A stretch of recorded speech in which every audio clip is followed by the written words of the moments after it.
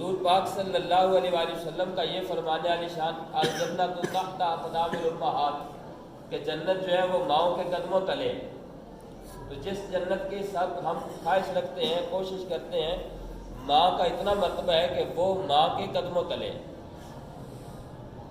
ماں اس وقت جب وہ ماں بڑھ جاتی ہے، یہ معاملہ ہی ایسا ہے کہ ماں بننے کے لیے اس کو جس پروسیجر سے گزرنا پڑتا ہے، جو مشکلات اسے برداشت کرنا پڑتی ہیں، حضور پاک صلی اللہ علیہ وآلہ وسلم ارشاد فرماتے ہیں ایک ایک لمحہ اس کو جنت کے قریب کرتا ہے.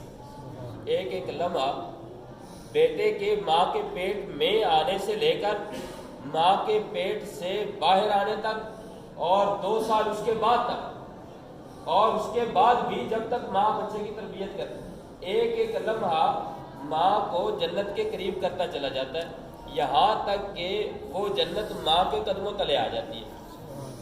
تو یہ ماں کی.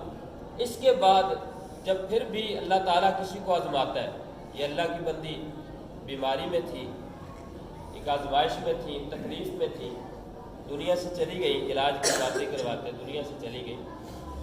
اس کے باوجود بھی اب جو اللہ تعالیٰ کسی پر مشکل ڈالتا ہے نا، تو یہ مشکل اس کے درجات کو مزید بلند کرنے کے لیے ہوتی ہے. بندہ جو ہوا انسان ہونے کے ناطے دنیا میں غلطیاں کوتاہیاں بھی ہو جاتی ہیں.